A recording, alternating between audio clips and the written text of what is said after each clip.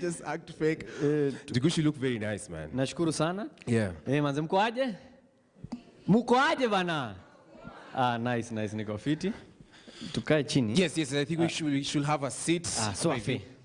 Unaona hadi Njugush amechange siku hizi hadi ameunga, kuna tu six pack, unajua like your time akika mingi groove to a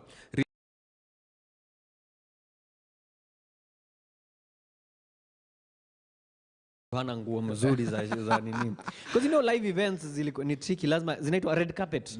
Red carpet ni nini manzi, unapata Ben Psycho amevaa manzi, kuna koti fulani haivaliwi ni ya kuhang, na wewe umetoka ikwato kutoka kino. Nice, man. This is actually it's going to be a very interesting conversation. Nice. Tukujua story yako. We are going to mix Swahili and English, or we just stick to English? Unajua tuko Riverside, tunaweza shikwa. Unasema ni kama sijui kuongea Kizungu. No, as in mimi ndio nataka kumix. No, it's fine. Okay. It's fine, you guys my guy, you know. You guys are I. Okay. Yeah. So, today we're about to have a conversation just about your story, about your journey, when you lianza and all that stuff. So feel free, it's an easy conversation. And I think Sisi to take it way back to when it started. Maybe you can tell us how your background was. Which uligrow mtaa gani first of all? Sasa nimegrow mitaa kibao. I went to 7 different primary schools. You're being expelled? No. Oh. Ni Yesu ndiye anafanya nahamishwa shule because my dad is a reverend. So your dad is a pastor. Yeah, reverend. There's a difference. Reverend. Yeah, reverend ni mtu ako na mwito lakini pia amekelea vitabu. Pastor ni mtu anasikia ako na mwito lakini anyway I'm kidding. Pastor Ben. So so my dad is a reverend, so he used to be transferred every now and then.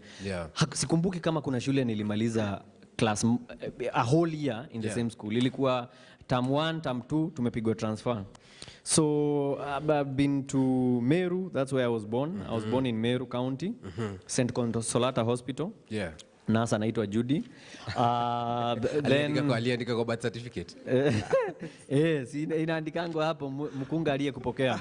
So then after from Meru we came to Kikuyu, a school called Ngoriondito. We went to Eldoret. Kikuyu hapa. Kikuyu moja. We went to Eldoret. Shule inaitwa Central Primary School. We came back to Kenda Muranga, Ololo Itikochi, and then back to Kikuyu again, Kandengo Primary School. So my childhood ilikuwa mchanganyiko maalum.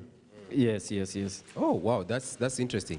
Na time yote, were you funny? Like were you performing? Were you comedian? Were you like the cheeky student? How was it? I think I've been, I can't say I was funny because what makes something funny is the situation. When a situation, kwetu sisi wote tunakuwaga wafani. Ukienda home anze kuna mse tu kwa mtaani tu anakuwaga mfani. Maybe ni mzae, maybe akipatiwa microphone si mfani. But at home there are things they do. It's the situation. So I wouldn't say I was funny, but I was always interesting. I remember there's a time nikiwa chuo, mwalimu alikuwa amezoea kututuma chai. I don't know why my primary teachers walikuwa na hizo story. Wanazoea kututuma chai. Msirudisha viti nyuma, weka mbele. Wakuje hapa karibu Ama ni kamera? Sipole bas. Kani amjui jokes. So there's a time mwalimu ametutuma chai na samosa. So every time manze it's class time and then the teacher is telling you go and take my tea. Sijui wapi na naishi sijui kilomita ngapi huko. So by the time you're coming back washamaliza hiyo topic. So siku moja akanituma na ilikuwa samosa. Unajua samosa vile zinanukia za nyama. Zinanukia. So manze umebeba hivyo alafu hata kuonjesha. Unaongojea lunch kule ugali yako na sukuma baridi. So nikajiambia sinipige chai kidogo, nikapiga chai, nikafikisha class and then I tried nikapiga kikombe, wase wakacheka, it was so funny. Nikakunywa and then nikaongeza maji ya kuosha class kwa thermos. So for the students it was so funny. So for me I never knew I was funny, but anything to make people laugh. And also situation too nilikuwa najipata. So I came into acting ilikuwa by mistake. It's not that I was so good mpaka I acted I think the first time nikiwa Sunday school. I think I was 5-6 years old. So they needed a kid to act. Hata siku act ni apite na mama yake na baba yake. So kwa chache wametafuta mse wa kupita hakuna mtoi anataka. Wote wanalia. Madhe akanigeukia, wewe usikii wanatafuta watoto? Nileto wewe. Nikapita. That was the first time. Kufika stage, everyone was looking at me. So for the first time, I got attention. Unajua tukiwa wadogo, I don't know kama ni mimi, maybe nimegrow kwa shida, but tukiwa wadogo, haukuwa unafaa usikike. Kwa wazazi wako, haukuwa unafaa usikike. Wewe uleka hati hautoka hapo. Wageni wakikuja salimiana kama umeenda sana. Na saa zingine unaambiwa uende ukaoge ndio usalimie wageni, ati uoshe mkono. You get. So for the first time nikapata attention. I'm like, I'd love to do this again. So after hapo sasa tukaanza kuwa na Sunday school dramas. Pia hapo nikaanza kuona na kuwa but I think walikuwa wananifavor juu nilikuwa mtoto wa reverend. Sasa hii ndio movie fikiria. Juu wananipatia ile role poa ni mimi napewa. But hapo nikaanza napata attention. Unajua kila mtu anapenda attention, hata police. Everyone, hata haters, hata musicians, hata DCI, kila mtu. Yes. But sasa nimekupata by the way story attention. Ingepotea hivyo ningesikia vibaya nitoke roho bure. Say what I get tukitoka. But did you always want to be like a comedian? Not really. I actually never wanted to be a comedian. I hate to be on the spot. One, I'm very introverted. So I hate mtu anaongojea kusikia unasema nini. So I never thought I'd be a comedian. But I was always, like for example, mwalimu akiuliza swali class, who has a question? I always ask a very awkward question yenye nafanya wase wacheke. You know, uko serious. I mean niko serious. It's just an idea bulb in a click. Nisiulize swali vile utauliza. Na nilikuwa na hiyo tabia sana. In every gathering, nilikuwa lazima niinue mkono niulize swali hata haiko. But it could get people laughing. So I never thought I'd become a comedian. But, and also especially commercially and professionally. Mimi nilikuwa tu na act because I love acting.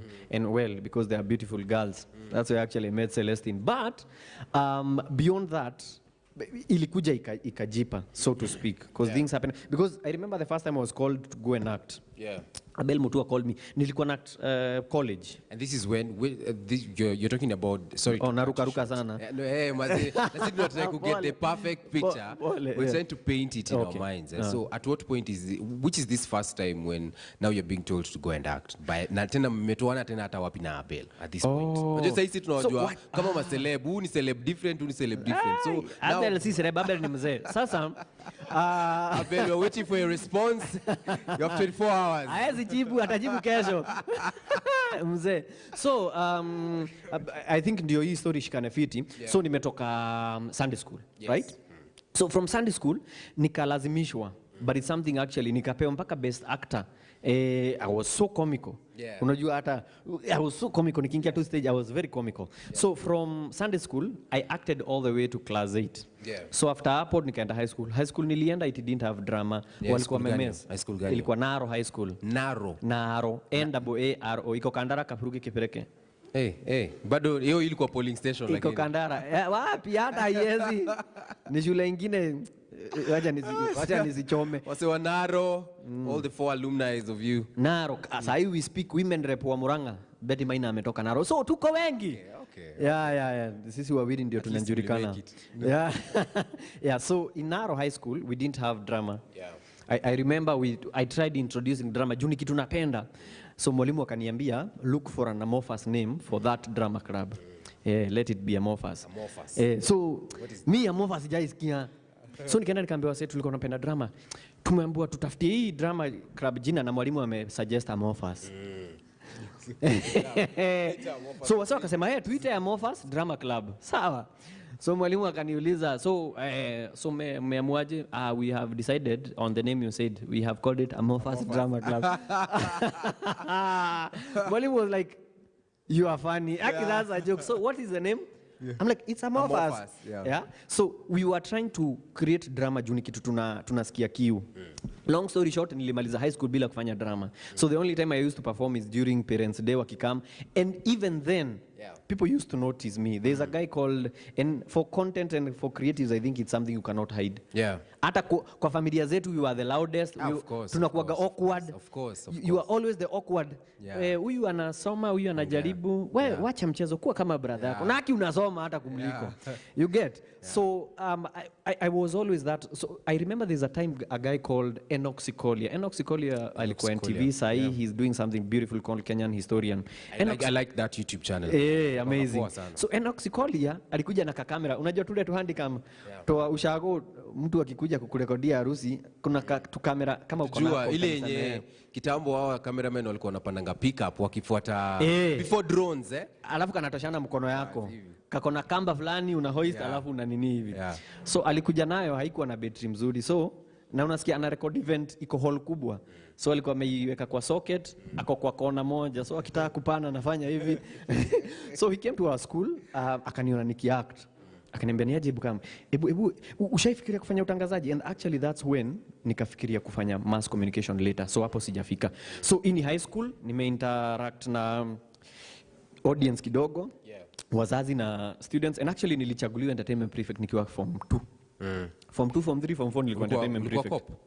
Si cop. Unajua entertainment ni wale ma prefect wa poa. Wale wa cool. Entertainment prefect si watiaji. Wacha nikuambie na najua hii nani principal wangu ataona. Principal Medhega we had a very disciplinarian alikuwa anakuangalia hivi. So Principal Medhega alikuwa anataka mtu anakaa focused. So mimi nikajua hawezi shinda vita ya kufurahisha wanafunzi na mwalimu. So nikakuja na plan. I went and told Mr. Nikaenda during general cleaning. Nikaambia wasee wote zile ma CD zote ya mtumii za movie, ma DVD ya mtumii nipatieni. So wakanipatia. Nilienda na ma DVD zinatoshana hivi. So it was illegal kuingiza ma DVD. And Medhega amejaribu kupigana na hiyo story ya illegal CDs imekataa. Kama piracy. So nikazichukua asubuhi moja nikaenda pole nikamwambia excuse me sir, I have something for you, sitaki victimize mtu, but I have collected this. Oh, it was a setup. Akaniambia wait, from the students we have been trying. Wamekuwa wakifanya msako hawazioni. Akatoa miwani. Here you are with the solution. How did you do it? Niliwaambia walete all the illegal, then nikulete nikuambia shida yetu ni nini. Akafunga mlango. Akaniambia Timothy, do you know I've been trying to do this? We have failed. Even the head boy. So, long story short, nika strike deal nikamwambia we need newer. Juu tulikuwa tunatumia VCR. I'm the entertainment prefect. So we need newer movies. Like movie imetoka saa hii. In the 70s. Tulikuwa movies za kitambo bana. No, hii time yenye sasa mnachukua ma CD. Ma VCR ilikuwa 208, 207. Okay. Yeah, exactly. So you see, box office mambo ina happen tunaletewa ma VCR za kitambo. So principal akasema hivyo ndio mnataka. Akaita ule jamaa alikuwa responsible akamwambia kutoka leo unaletea huyu movie 5 anachagua. So you see nimeshinda hii side na hii side. So my student wako like wafanya handshake. Manze ilikuwa deadly. So hapo nikakuwa prefect. So but only for entertainment. So I wasn't a cop. Cop unajua ni wale watianji. Unaita watu jute warudie. Mimi ndio nilikuwa nafanya duty. Juu watu wataki kufanya. Naambiwa na teacher on duty mimi ndio nitafanya. So hapo tumetoka. So tumemaliza high school. Si kutoka nimefanya drama. I always unajua watu wanaenda Kakamega High.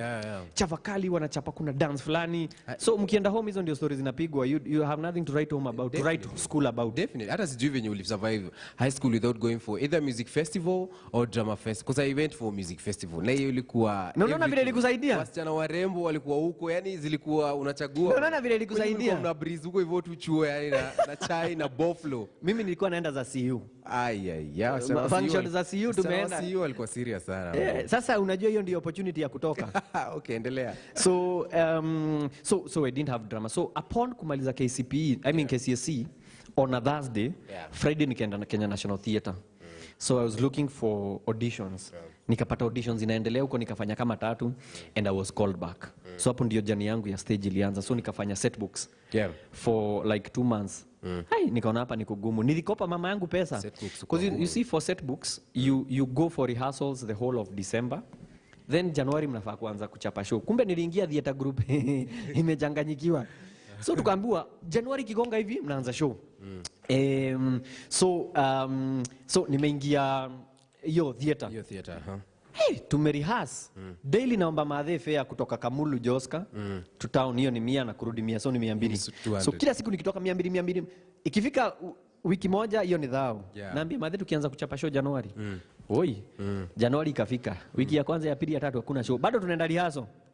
Tulienda rehearsal mpaka Februari. Sasa tukambo sasa Februari. Nyinyi mkitoka kwenyu hamrudi nyumbani. Tunapiga mpaka shule zifungwe. Februari ikaisha. Bado naomba fare. Bado unapewa 200. Ile pesa naweza kuonyesha nilionayo kitu. I bought a wallet worth 150. Yeah. Juu mlikuwa mnaenda show inajaa. Alafu director anaambia, aha. Sasa hawajatoa pesa. Manze after hapo anaenda ananunua laptop. Unashindwa. So nikaona this is not what I want. Okay. Yes, I love acting, but as a pastime. Jota nikiwa hapo ilikuwa kwa pastime, nisika hivyo. Wenzangu walikuwa wanafanya driving, computer and such. ICDL. Yeah, international driving. Na mimi niko kwato naenda acting, naenda mbali. Wengi sasa unauliza W iko wapi hapa? Juu imefutika. So I looked for a school because I wanted to do journalism. Remember Enoch Kolia? So I was like, juu exam imetoka na nimegonga chini. Makyu niliingia shule na 371. I had 371 out of 500. Chopi. So ningefaa kuwa nimescofiti. Manze niligonga kasi kangu kazuri. Ni kasi kakona nini? Kamehujumiwa. Vitamin C. Juu haingeenda uni. Okay. So I figured what to do ni journalism. So I went to Kenya, the Kenya Institute of Mass Communication. That's where the who and who in the media industry comes from. Yeah. So I went there, but apart from journalism, what has been pivotal for me in the career, what I'm doing now, is the drama club. Juu nilienda nikapata kumbe huku ndio akina OJ walikuwa. Walai! Basi hata hiyo journalism ikae ni wapi? Na hiyo time OJ yokina Abel Tahidi High was hata Abel siko namtambua. Ilikuwa OJ. Abel bana. No, ni vizuri niseme. Abel sahi hata Freddy siko namtambua. Na unajua siko namtambua. So nikachapa show ya kwanza. So when the alumni came, mimi naona OJ unajua ni mweupe anakaa taa. So naona OJ, naona Fred Ndimuli, kuna masikio ziko hapo zimekaa hivi hizo na sizioni za Freddy sasa. So kuna wasena naona. Unakumbuka ile story ya kukua awkward, unataka tu kuuliza swali ya ujinga. So kukiwa hapo kukaulizwa na alumni, nyinyi mafirst year nani anaweza perform kitu? Hakuna mtu anaongea. Kumenyamaza hivyo. Nilipiga nduru. Out of the blues. Wasa wakageuka and it was so funny. Nikaitwa hapo mbele. That is a very good performance. Can you do it again? Wacha bana. You see, it was so funny. Juu kuna mtu anaongea. So Freddy kumbe kina ni notice kiko na hapo nyuma. Tukaenda festival nao nikaua, nilipatiwa lines 3. But hizi lines 3 unajua ukiwa na lines kidogo lazima uue. So nikaua na hizo lines 3. I was a mzee, nilikuwa naingia kama mzee. Yes my lord. The whole festival walikuwa naongojea hiyo part. So ikaenda vile ikaenda, kumbe Abel ana note. So baadaye napata simu. Sishiki. Sasa nani ananipigia na 0724 813. Wow, are you writing it down? Kuna msupa pale amechangamka wewe. Bibi yake ako Inandi. So Abeli akanipigia ni party. Naona Facebook Abel Mutua ameni inbox. Nashinda huyu ni nani? Long story short, akaniita first show nikafanya hapa kule news. Aliniambia kuna hapa kule news ninafanya journalism. Mimi nadhani isho naenda kutangaza, nikanyonga tai. First thing kufika kaniambia toa shati, toa tai. Ai bro, nibaki na vest. The first clip nilifanya na vest. Hapa kule news. And that was it. So when I did that clip, it was hiyo show walikuwa episode ya 3 wanatafuta hiyo spark. So when I did that show on YouTube ikaweza. Because that's where you see at least the comments nini. Hey, nilikuwa nifanya hiyo show niende. Ya pili akaambiwa na executive producer, "Ebu muite tena." Nikakuja nikaua. Haya, kidogo. Nimekuwa main. Ukumbuke hiyo time sina jina. Nilikuwa tu ka extra. Juu hapa kule news ilikuwa na tu segment wingi, so wewe nika extra wingi. So siku moja wase YouTube wanasema, "Ako kamse." Tukiwa na Abel akasema, sahi sana mjua anaitwa Abel Mutua. Abel akasema, "Si tutafutie mse jina." Tukatafuta jina Alejandro, yani jina haijulikani na watu. Alejandro, kuna mtu alikuwa propose Alejandro? Mimi. And you can see why. For the Mexican fans, so tukiwa hapo manze tukasema tuna waste time. Tukasema wase walikuwa cab pale Church Road. Wase wanakuwa hapo kwa cab opposite Toyota, ndio wakasema jamaa wa cab akaitwa, "We Jogona." Abel akasema twende na hiyo jina. Jogona. So tukaanza hivyo. So that's where Njugush came from. So out of the blues. But it's your name as well. No. Timothy. Timothy Kemanidego. No, I always think Njugush it's part of your name. Exactly. It's because I've used it a lot. I know, right? But you see how it came to be. Ilikuwa kwa hii segment tumia Jogona, kwa hiyo segment ingine tumia ingine. Tukiendaga wase walishika hiyo Njugush. So after Real Housewives imetoka kwa hapa kule news, bado nikaenda na hiyo jina. So that's why hata na plan kuiweka kama Waitito baba yao. Lakini naona inaweza niangusha. Unaona watu wote wamechange jina imewaangusha. Waitito Sonko. Jesus Christ. So up to there, tuko sawa? I hope sijaruka sana. No, ujaruka actually umepaint a very good picture up to Kenya Mass now at this point. So at what point would you say like you officially joined the acting stroke comedy stroke the creative industry? At what point do you I think seriously, because in school I was having fun. Seriously, proper acting is in Hapakule News, because that's where I got the gist of how it's done. I've been doing it the wrong way. Like, lazima upange hivi, jokes upangwa hivi. And Abel used to drag me, tunaenda editing. So the whole night tunapiga edit, naona vile zi ukatwa. And that's what I use up to now. Unakata hiyo joke ukikatia hapo, haitaenda home, kata hapa. So that's when everything started shaping up. And actually from Hapakule News, nikaanza kuongeza. Abeli akinipatia mistari naongeza kitu. Inatokea fit, So, and actually in Hapakule News nikacha, I became no longer just a cast. Nikaanza, Abeli ananiambia, unaweza fikiria joke mzima? Rather than hizi za kupewa? Nikamwambia nitajaribu. Nikaanza hivyo. I was made a creative director. Do you know what a creative director means? Tell us. Nilikuwa nalipwa 800. Ndio nilipwe, nilikuwa nakuja na 200. Ndio nipatie kashia 200 anipatie dhao. Feel uko fiti. Na kama sina hiyo 200 naenda kununua chipo ndio niuletee change. Nilitoka hapo, creative director. Do you know I was being given how much per episode? Nataka muone mtu ametoka kwa 800 per episode. So in 4 episodes in a month, nimekula 8 times 4 ni 2400 zangu. 8 times 4 ni 32? 3200, Hakuna watu wa mathematics hapa. Kwani hamjui jokes nyinyi? Sasa so nimeenda na 3200. Napitia pale taskiza hakati nachukulia Celestine pizza. Hiyo time mnajuana na Cele? Yes, tuko college. Nilimwacha kwa hostel yangu. Okay. So, tulikuwa tunakula pizza pale Taskies Hakati. Kuna pizza walikuwa nakata kakuota. Hakati na anakata. Hakati. Wacha. No, but inaitwa Hakati. Okay. But wanakata. Wanakata pizza. No, like I'm for real. This is why I love my character. Juna naweza sema anything na hakuna mali utanipeleka psycho. Hakuna kitu tutakufanyia. Hakuna. Good. Lakini at this point mimi ndio nakaa psycho. Sasa sasa sawa, si pole. Well played. Pole. So at this time kuna true story. So pale Taskizi hapo tao walikuwa nakata juu pizza nikao unapimiwa na kilo. Of course. So quota I think ilikuwa 270. So hizo ndio nilikuwa na afford. Lakini wanakupatia na packaging ya pizza mzima. So tao unaenda ukakicheza hivi. Ukisingao kwa mkono. Ingia kwa ma3 ama Uber. Ilikuwa ma3 ama Uber. Ilikuwa ma3 Uber ya wapi? Na saa zingine unatembea nayo. You see Kenya Poly, mahali Kenya Poly sasa sijui inaitwa Nairobi. Tuk. Tuk kuna daraja iko hapo kwa reli. Naijua. Unaenda unaanguka kwa raunda mpaka KMC. So ungechapa hiyo masafa nayo. Ukifika nini zimetoka ilikuwa Hawaiian. Inakuwa Githurai kidogo. Pineapple imetoka, nyama iko kando. Sele anaenda kuziokota kama ugali. So lazima mix hapo. So nilikuwa na chamsupa kwa nilikuwa naenda wapi? Ulikuwa unauliza kama already unajua na Sele, alafu tulikuwa tunaenda. So let me help you. We were talking about usha kwa creative director. Exactly. So before ulikuwa unalipwa 3200. Ndio hiyo. Before ulikuwa unalipwa 3200. Saa hii mambo imechange aje.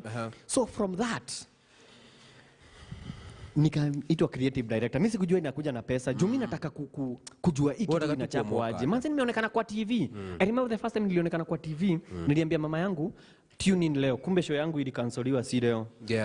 So nikamwambia madhe, leo na upigie mama wako wenye mnaambaga nao uone vile Mungu anafanya. Ngai ikaenda segment ya kwanza ikaisha. Ya pili sasa nikaambia madhe, sasa mimi wamenieka ya tatu juu mimi ni mkali. Show ikaisha. Credits zikaanza kukimbia na wakaleta advert. Show imeisha hivyo.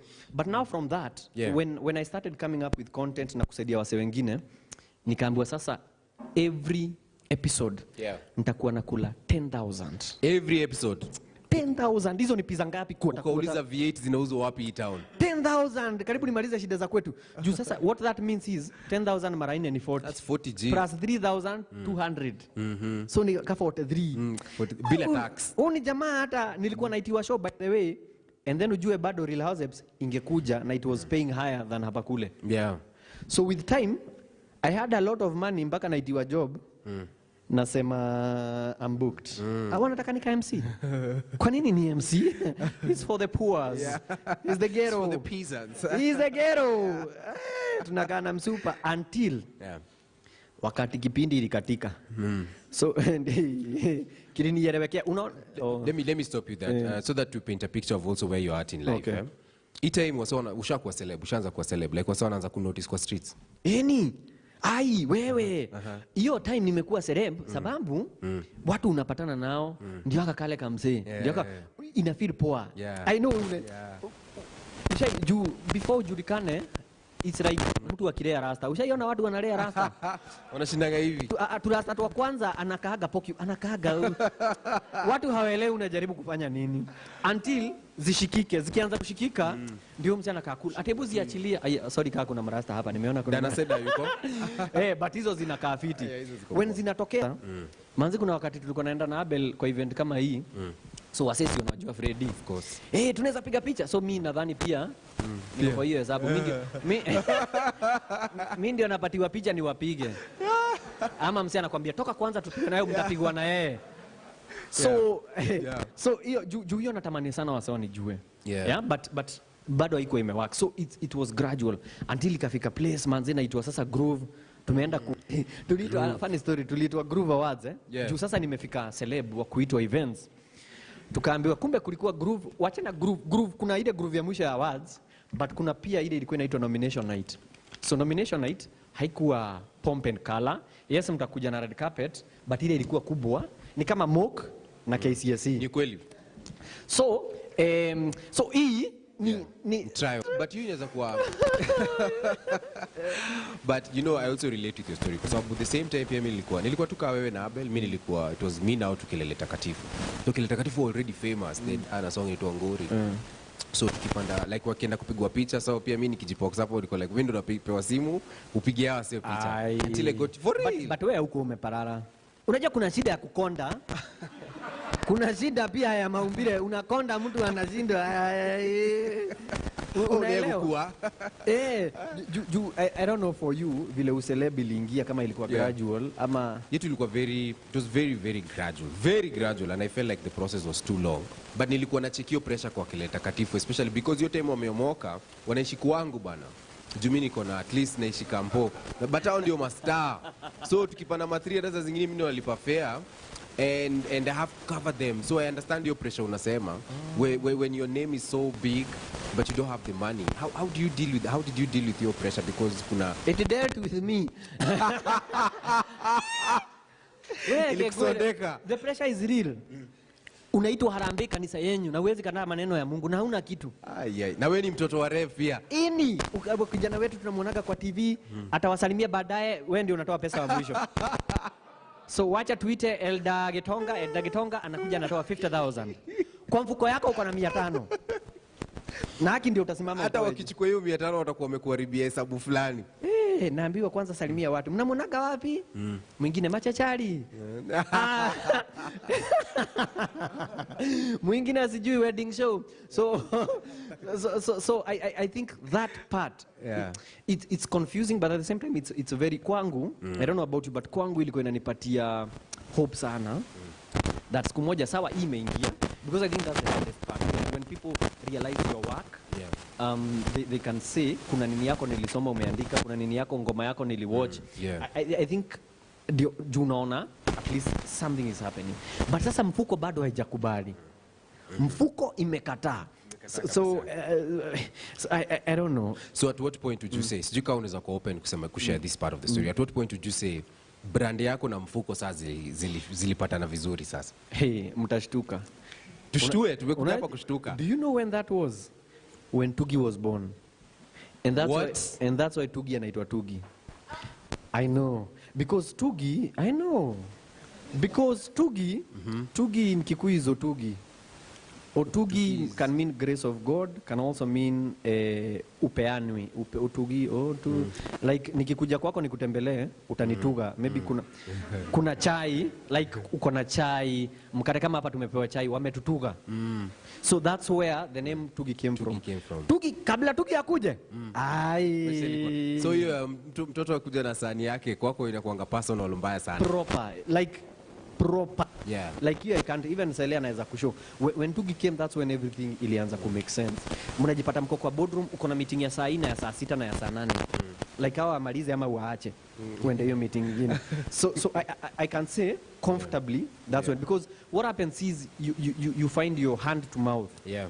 And mostly is because there are some things you like for example I had to sell my TV, bado niko na jina na si ati sina pesa, but hii pesa ni pesa hauna. Ushaiona pesa hauna, umelipwa do, but kuna mahali inafaa iende. Pesa iko inakam. So kuna do unalipwa, but kuna mashimo zingine unafaa kuziba. Uko na 24k sijui ya nani, 13k ya huyu, 17k. So hata unabaki negative. So do iko but haiko. Iko na vitu. Wait, even time when ulikuwa unafanya mahari bado your name, you can still say bado it wasn't the boss, mahari hata ni Ambera amenisaidia. You know, hiyo time si tumeacha job because life hapo ili deep, and that's why tulikuwa na a very rough patch. After tumeacha show, mimi niliacha show because Abel Mutua left the show. So Abel was the one who was writing, because I value content over anything. True. Because if you could have the best lights, sisemi lighting, wase wa lighting wabaya, wase wa camera, but script ama content is a very beautiful component. And that's why video kama ya Morife itago viral, because of the content, not necessarily because of how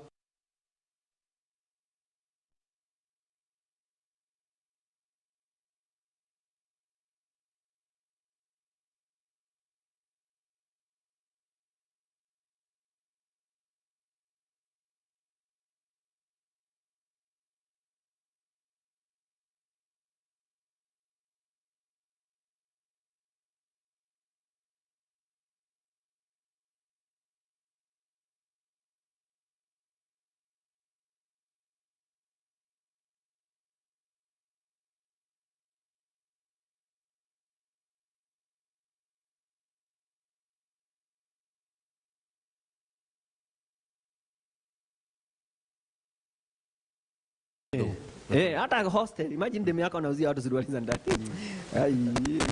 Ukipita kwa hostel kwa lines anakwambia hiyo ni mimi niliuza, hiyo ni mimi niliuza. So Selea alikuwa akigather pesa na nini. Juu kama hiyo nimeenda interview pale KTN. So nikauliza, why did you decide to leave Real Housewives Kangware? Nikasema, you know, I left, but now I'm in a better place. Sina kitu. But now I'm in a better Kilia. So nikienda home, huyu host akania, sasa kama wewe uniambie tukienda home unipe ride. Nikamwambia no, someone is coming for me. Unataka kuprotect jina. So niongoje Selea nitumie 75 bob. Ndio niende kwa M-Pesa niulize nikiwa na 75 naweza toa ngapi? Unaangalia ile chat. Ile chat ya green. Unaona zako unaweza toa 25 shillings. So and the reason why I'm asking you that is because especially because of Instagram, Facebook, Twitter, because of social media. A lot of creatives wamekuwa let into the worlds of different celebrities or different creatives who've been there longer. Now, una notice nowadays, wase wameingia kwa industry for maybe 1 year or a few months. Wase wana struggle kubai magari, wase wana struggle kufloss. Because especially like in my space, in the gospel space, I think ni me too sina Mercedes. Kila mtu, everybody. Kwani unachapa injili gani? I know. But sasa ukipata injili yako kumbe ndio ya Yesu. So have nini. Hii ingine ni pressure. Honestly speaking, and I'll be very honest. Yes. Najua mmeshtuka kusikia mambo ilikuja fiti tena tu. Wasa wameshtuka juu wase wanadhaningi. The moment you become so famous, that's the moment that money comes through, and that inaanza kuwa the biggest stressing point to a creative. I think for me as a creative, I've learned, and especially with digital, I've learned to leave the useleb as a biashara. If I decided to be a celeb, I won't make money. Nikiamua kuwa celeb, one, you have to talk to 3 people before you get to me. Hakuna mtu hapa Kenya ana entertain hiyo nonsense. By the way, sisi si kama US ama TZ. Mambo ya usaa tutambui by the way. By the way, it's true. Diamond atakuja hapa itisha nataka towel 16, nataka V8 10. Wewe hata itisha hiyo Mercedes unasema. Utakansoliwa wewe. Unaweka huko bwana, kuna msanii hapa anachukua 10k. Na anakuja na matatu na atusumbui. Sasa maybe ali drop hit last week. Na atusumbui. So you get. So if I decided to live like a celeb, so that people see me, and that's what you see. Na mimi nitasema siogopangi kusema. Right now in digital, you see a lot of people are struggling to live live haziko. Mtu ameenda ku market gari inabidi anunue. Juu alisema ni yake. Sasa inabidi aingie kwa hesabu hapo aingie. Ati I've gotten this car, watu wanafanya research wanapata kumbe car si yake, car ni akaona. Unanielewa? So jamaa inabidi amechukua hiyo gari analipia miaka 5. Gari hata haku achukue. Inabidi unahama mahali unaishi, unaenda sijui kuishi wapi, juu unataka kufanya sijui nini. Sisemi ni vibaya maendeleo, but it's a beautiful time to live in, because if what we had now I had it time nilikuwa Real Housewives, ningekuwa mbele sana. Because if you merge the two, like for example kwa mass media, kwa itakuwa TV na mainstream media, if you support what now, let's say for example you're doing on your show and on your podcast, it's amazing. So it's a beautiful era where mtu with just online presence ataingia kwa boardroom na ambiwe tuko na 150,000 utafanya nini? Kitambo unasikia tunaweka pamoja 800 mpaka zitoze pisa quarter. You get? So right now it's a very beautiful space, because ukiimagine hiyo pesa sahi hata kama ni 30k unaingia unapata na gig moja. Our parents never used to get that. Never. Pero mimi nilisikia mzae wangu alikuwa analipwa 20k, karibu nimchekelee sana. Baba mzima analipwa 20,000 per month. Unashangaa aliwalea aje? Nani mchungaji? Sasa kama ni mambo ya Mercedes, huyo angewahi pata Mercedes. Hata wahi pata Mercedes. Na ni ukweli juu hajai pata. So if they managed with the little they had, then us I think we can do better, because we have more greater opportunity. Ni dakika moja sasa hii video yako sijui trend iende wapi majuu sikio unaitwa sijui warsha fulani wanalipa na 500k. What do you do with that money? So I think seeing it as a biashara for me has really come through. I don't need to compete ati naendesha nini na kawapi. I just be me. Because if it's a biashara, let's say for example, mimi kama Njugush, I have a company with cameras.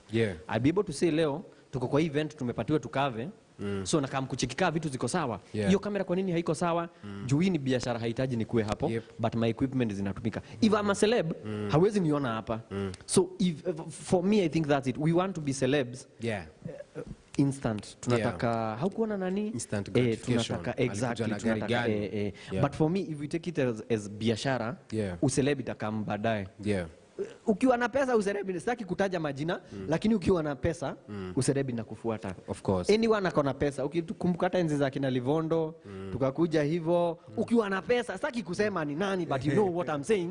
Ukiwa na pesa, ukiwa na pesa, uselebi itakufuata. That's interesting. Nini ya vice versa. Juu ingine itakukura kichwa. By the time unafika kukua na hiyo usereba hauko. Okay, it's a lot of pressure at that point. I remember me mushinda nikishwa say like mimi nilihama bedsitter last year nikimari mazee. Walai. Bana. Na vile umetupatia pressure. For real. Mimi hiyo ndo time nilikuwa na a very small house. Nilikuwa naishi kejenye najua hata nikikosa do ama nikikosa gig hiyo month, at least nimelipa for 3 months, kwa sababu imagine sasa hata on top of kuishi kwa nyumba ndogo kaa uwezi hata ilipia rent. That's even more disaster. Unacheki. Bedsitter was locked by the landlord. Ebu nikuulize, and is it something you had like kwa nini wewe ni Ben Psycho? Kwa nini shida ni nini? Because by the time you start making money and the time your name starts growing, as indangi the same way in Kenya. Sometimes in Kenya you can be famous, but revenue streams zako bado hazija come through. So you have to find a way to live within your means ukiwa kwa hiyo level without doing something illegal. Because a lot of people do a lot of illegal. You never get to sugar mommy, ama unaweza get. Haja ulikuwa na hiyo opportunity? No. But mostly what happens in the space, unaweza get into wash. That's all now. Wase wengi they're so young, but you don't know mse udu nini exactly, but mse ukwa ameshinda kiball, you know. And so what that does inafanya wase wanafanya vitu unnecessary. But if you really if you believe in what you're doing, now you just trust the process, kila kitu ufunguka, mlango ufunguka, alafu vitu zinaanza tu But for music I wonder on this other side, how do you, unajua leo unaweza toa ngoma then kesho kutwa nitoe ngoma ifunikie after ni get into digital. after nianze podcasting, content creation, hapo ndo nikaanza guy, kumbe watu ulipoa pesa zinakaa hivi, you know. So music tumezoea kufinyiliwa huko hivyo, unashinda kimza na skiza hapo hivyo, tumie kwanza 20k yako polite per month, na maybe hata imechelewa. There are mostly no gigs, especially when you're doing gospel, you have to take the risk that you will be comfortable even if you live without the gigs, because so like secular where you can do club gigs, and even most club gigs pay. But sahi kuna watu acha niseme, kuna watu wa gospel wanazichapa mpaka kwa klabu, wanasema wameendea wale waliopotea. No, unaweza fanya za lakini after hiyo show wanapotea. Lakini wacha tusijaji. No, si ati ni vibaya kudu gigs za club, ni poa, but unajua sika clubbing for Jesus, clubbing for Christ, you know. We're going for the shows. But I started making money when I started doing podcasting, campaigns, digital. That's when now nikaanza kuona kumbe life in creative can have both spectrums, you know, unajua. So that's what started supporting the music. See ati the music started. The music will support all this other thing with the name. Because a lot of people would know me from these various songs. This is what time ulikuwa unakuja. Actually, I was actually surprised. Yeah. Like umse anaweza anaongea nikako kwa radio. Like unabonga, like kumbe anaweza tulia, unaona? Unajua mara moja inakuwa wapi mikono juu. Huko nyuma siwaoni, si mlikuwa mnaruka Njugush akiwa hapa. So also I think that brings to you can't data dynamism, what you'd call in English, because that's, I think, before ulikuwa umefanya the digital, no, like podcast. No. I started podcasting in 2020. Actually, kasi space ya Baraza tulikuwa na stress mbaya sana kushoot hizo video. Sasa singeshutia kwa hao yangu was too small. Sasa nikiita another video editor hapo sishaja. Like sasa hiyo video iko tu hapa hivi nikaa selfie. So my friend told me ati kuna place ito Baraza nini. But then hata ukiangalia hizo records sikulipanga for like the first 2 years. Now na I'm sure so Baraza walikuwa mbona umsalipangi? Sikuwa na do. But wako like ni bed sita utalipa ama ni Baraza. So I think kitu yenye a lot of creatives wenye wana come up sahi, what they don't know is that hizi vitu zote will take time. Na the more zina take time, the more unajibuild as a person, even to manage your finances correctly. Unajua, si tukilipwa 300 Gs, kuna time inaweza funguka for real, yani hata per month unapata hata mita, but sasa kaa ujui kupanga hizo stuff, unapata umelipwa mita, unabai gari ya mita 4, unabaki na deni ya mita 3 sasa. You see, that's just wrong calculation. And that's when I say, such times they are the best. Yani vijana kama hatutaomokia hapa. Yeah. Especially creative economy, and with the regime yenye imeingia, iko more ni need towards young that people. You saw what Sakaja did. If hatutaomoka hapa, because you find we are now having such structures. Kitambo Baraza Lab kupata space kaa hii inakuwa hard, so you don't actually need a lot of capital to be able to sema ati nataka kukomboa nyumba, nianze kuweka studio. You get. So I think if there's a time we can do most, ni saa hii. And if you look around, Instagram, I think Instastory sahi imeweka 1 minute. When we started, Instagram video, wachana na Instastory, Instagram video ilikuwa 15 seconds. So joke yako unaichapa visim. Watu wanacheka, akina Willis Raburu wanaishare. Ikaenda hivyo ikakuwa 1 minute. Sahi you can post even 6, 7, 10 minutes. So I think things are changing for the better. I don't know how guys are feeling. Like podcast ni kitu haunge. Kitambo uambie watu unataka podcast. Kwani ni muenda wazimu. Siuende tu kwa radio. Tulikuwa na radio utonge for 1 hour. Imagine. Na wasewa watch, like that was unheard of. So ni important sana keep up na the changes that are happening in the current time. So Njugush, what does your day look like, for example, as a creative? Now, this is what you do professionally. You've made a lot of money from this. You have a family from this. You're a responsible man. Siku yako yukaje from asubuhi hadi usiku? Nakaaga responsible. So juu kimimi, I think, I don't know if it's me, but my day inakaga very confused. I have no, like the only thing I know when I wake up ni nitaenda gym. That's the only thing I know for sure pale asubuhi. And there's a reason why. It's because I'm introverted, I told you. So which we find hard very to. Do you guys believe this guy is introverted? Anakaa kushinda hapa kutoka asubuhi hadi jioni, si ndio? The thing is, if you notice, mujificha, nikiongea utaona nikifanya mujificha kwa Njugush. So when Timothy Kimani is speaking, anajifichanga na Njugush. That's why saa zingine nitachapa joke ikienda vibaya, hamwezi nisulubisha. But jamaa, tuseme for example, jamaa tu muofisi apige joke, sasa huyu na hivyo ndio unafikiria nini. Mtu mzima. So it's easier kujificha kwa character And that's what I always do. Yeah. Tunapatana kabisa bro, tutaonana na hepa. But deep down, because this, now how do I put it? I never knew I'll be Njugush, so I was not ready for it. Yeah. So when it came, Njugush as a character, anafichanga Timo. Yeah. So I was saying, when I'm introverted, when maybe for example tunapatana na msee kwa lift na chapa joke, it's not in me. Juu yeye anataka kubonga na Njugush. So every time you meet someone anataka kuongea na Njugush, so sio Timo. Yeah. Njugush na Timo, they are two different people. Yeah. So wewe unataka Njugush akuchekeze, kabisa wewe unakuwa na ujinga. But you meet Timo.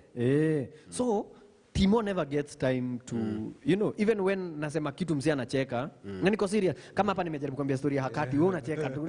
Na ni ukweli ilikuwa inaitwa Hakati. It's a building ilikuwa inaitwa Hakati. Hapo katikati ya tao, pale KBS. So inakuwa hard. So for me, gym inakuwaga a let out, like ukinipata gym inakuwaga ya hiyo steam inatoka. So a day, my day inakuwa imechanganyikana. Saa zingine kuna kitu ya kufanya, saa zingine unalala the whole day. But sasa saa hii juu ya kama junior, Saa hii hata ulali sasa. Saa hii ni chaos. Kako how old say Kako kamekuwa kako kanaenda mwezi na wiki kadhaa. So hakuna kulala sasa. Unalala sasa, mimi silali. Clap for this guy bana. Congratulations. Asante. So it's irregular. The day is pretty much. The reason I'm actually asking you that question is to focus on discipline and how important is discipline in the creative space. Because people think when you're a creative, you don't need to follow some of the... Ati sasa wewe uko employed, so sasa utafanya vitu venye unataka. Some people rarely keep time and they think that's a good thing. You're new star. Or something like that. How important is it for discipline? And before you even say, I'll give an example. So before that, I used to work at, nilikuwa na work in RG, I was an intern. And I remember when Recross came, so niko hapo ni nini, so we were helping with the planning. And when we were doing sound check was supposed to start at 10 a.m. I was so shocked that Calligraph was there at 9:45. Nikama, to him, it's like, Nikama ana kitu ya kufanya. Nikama official business. So how important is discipline for creative? One, I say these are the most beautiful times to be a creative. But at the same time, wase wanajiangusha. Sitaki kusema wanatuangusha. Because I walk into a boardroom, naulizwa, fulani na vile ni mpoa, shida yake ni nini? I'm like, fulani, kwa nini? Unaenda another agency. Fulani, na sahi yako top of his game, top of her game. So you're like, there's a lot of money iko kwa boardroom inakutoka. And you know, things with campaigns, anyone akipikiwa wanaendelea. Haitakuwa, nani angekuwa ingekuwa fiti. Inasonga. So I think that's what we are lacking. And it's because it's sort of an easy find. So I know it's hard, that's why nimeweka hivi. It's an easy find in the sense that, like for example, right now you don't have to be on telly to be able to get gigs. You don't have to be on TV to kupata views on YouTube ama wherever. Because online imefunguka. So hiyo inafanya mtu kama mbaya. Because Calligraph ukimwona hapo ni zile vitu. Calligraph nilimcheki, kuna wakati Ghetto Radio every December they had an initiative, wanaenda pale Hilton, wanaweka glass something studio ya kudonate damu. Calligraph nilimwona hapo akituma mistari, na ni wale wasawa ulizwa, ni wasa ngapi hapo anaweza roga? Akapanda. Niko hapa hivi shiko sholo. Alikuwa na kipara, manze anaroga. So unashindwa kimse. Later on nikakuja kufanya video yake ya nini, hapo ndio tulikumbuka, wait. Bro, ulikuwa Ghetto Radio. So kama umepitia the process, I'm not saying they are finding it easy, but kama umepitia the whole process, kuambiwa wewe interview, naomba interview mpaka unachoka. Because hii what's happening with online, ukisha hit interview ndio inakutafuta. Of course. Ni aje tulikucheki kwa ile, when ndio benda wa lines. Ebu kama tuambie ulianzaje, you get. Vice versa happens when ndio unajaribu. Mimi Ben Saiko niko na ngoma yangu. Mkisikia, I know. So when you get a table where you're going to make money, bro, itabidi umeamka before time unafika hapo. Because you know what the journey has been. So I think we have that. Two, maybe we have people who are not responsible. Ni don't care, mimi nimekam, because I know of a guy. Manze wana agree na client mpaka kona contract. Siku ya shoot hatokei. Manze nililala. Manze na ni saa 8. Naoni ikiwa shida. Copy time ilikuwa 8 am. Yeye alisema isongeshwe 8 juu kwao anaishi Mombasa.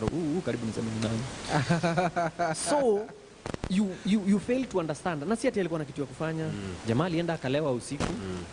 Asubuhi zikamwambia wataniongoja. Watakuwenia star. So personalities differ. But I think if you know what, sisi ndio tunajua ile shida tuko nayo. Mimi leo acheni niwaambie. Nikaitwa kwa Ruto, naenda nikikimbia. Kama kuna pesa, hai, nilimtoanisha, lakini kama kuna pesa, because at the end of the day, wewe ndio unajua shida iko kwenyu. Enemy is poverty. Wewe ndio, mimi najua shida iko kwetu. Mimi najua vile nataka mamangu akae, budangu akae, watoi wangu akae. Yeah. Najua hivyo. So if I know that, then I'll have a certain purpose and focus towards what I do. Yeah.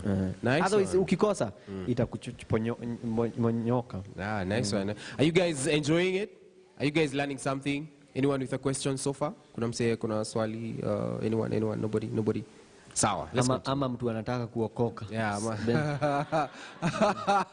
Mtu akona wimbo, whatever. This is that time. So let's talk about your family. Kiasi tu.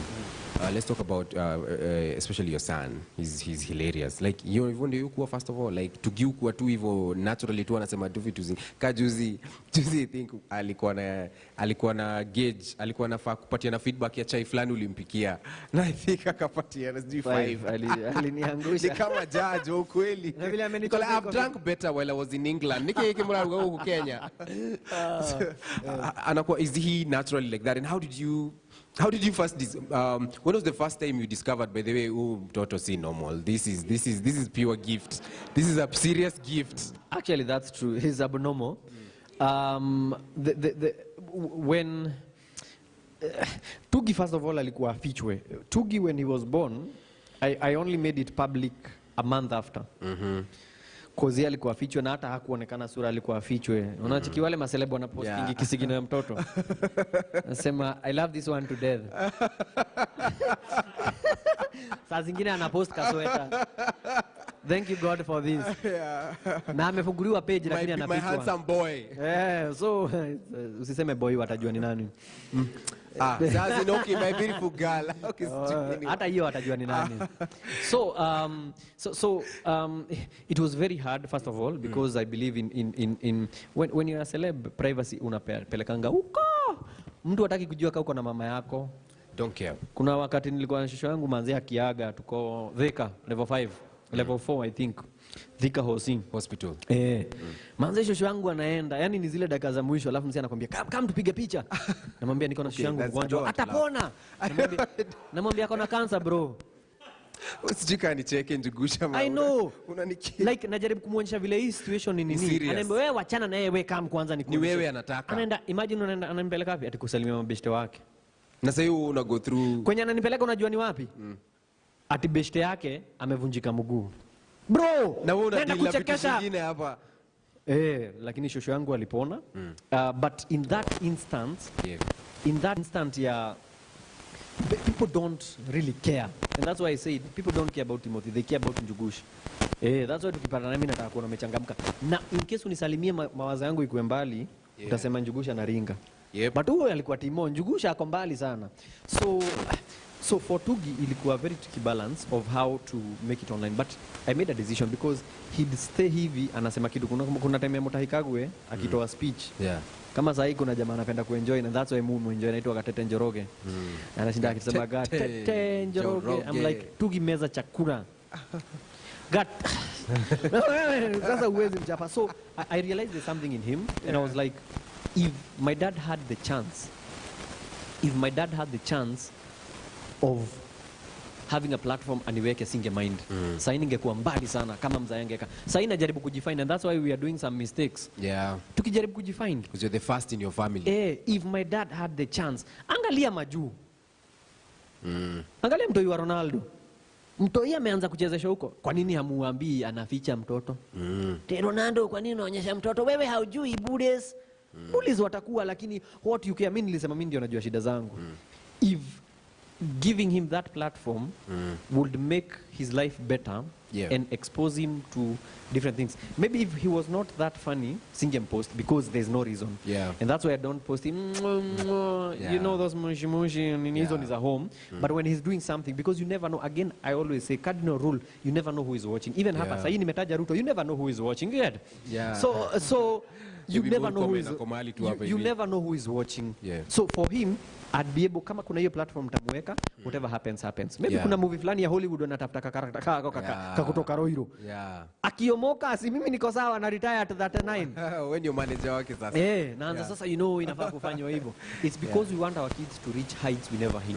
Yeah. And that's what we are trying to do with our parents. Kuna mali yao kufika. We are trying to win those battles. And that's when nasema mimi ndio najua ile shida iko kwangu. So for Tugi, I had to make a very, mimi na mama yake to have kukaa chini, we are like, do you want to do that? Yeah. So that's what we did. And if you realize hayuko Instagram, hayuko anywhere else, ni YouTube, and it's because YouTube, it has how it regulates kids The YouTube content. for Hawezi kids. comment, Hawezi comment. hawezi fanya nini. So that's that. So Yeah. for Tugi, he's huyo ni yeye. Yeah.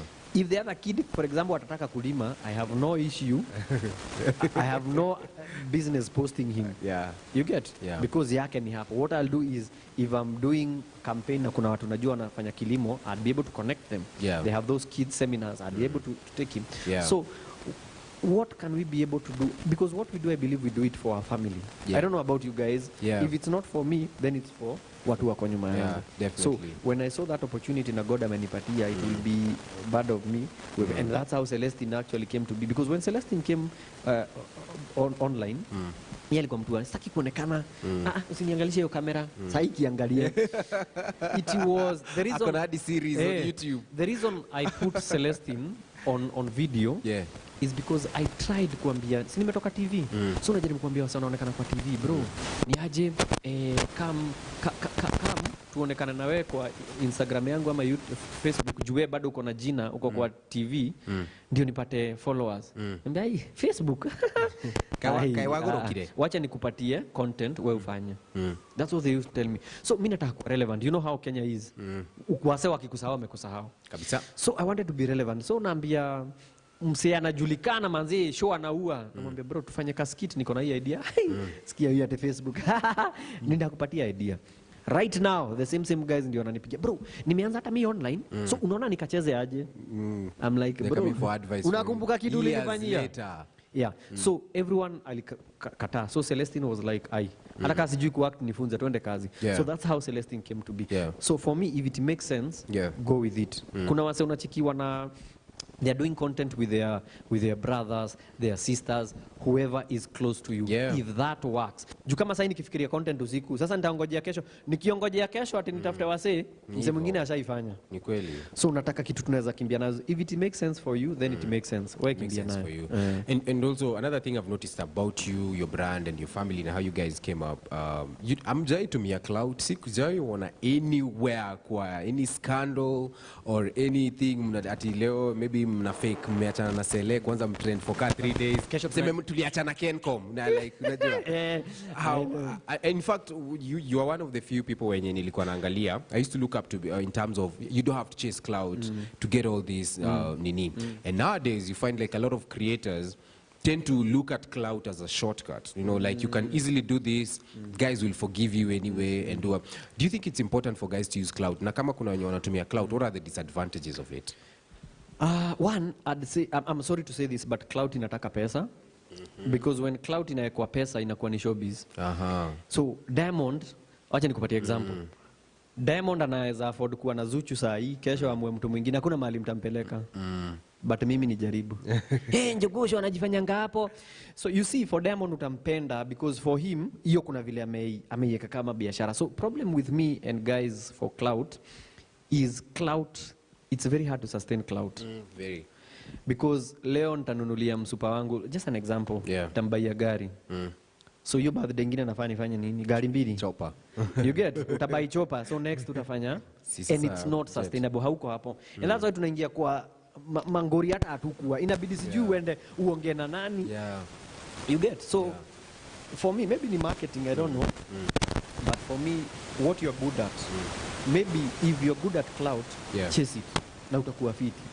But if you're good at maybe writing, this is what you're good at. Unaimba, unafanya, you comedy, then stick to it. So tukiingia clout, you better uende ukikimbia. What happens if ni clout na gari, then the next time unaniona sina hiyo gari, itakuwa issue sasa ya kujieleza. Kupata kwa line ya super metro.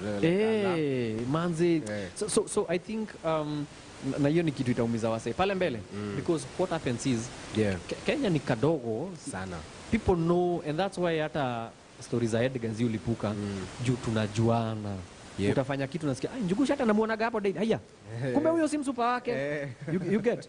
So it's very, so we will know and we can see, the audience can tell, and when we tell otherwise tukitell in clout tumekutoka.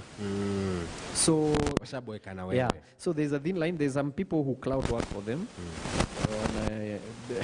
And kila mtu ana nini kivyake. So maybe clout works. Kuna watu wako poa sana clout. Manzi leo hata anaweza collapse video at 3 p.m. You know. Unaona drip.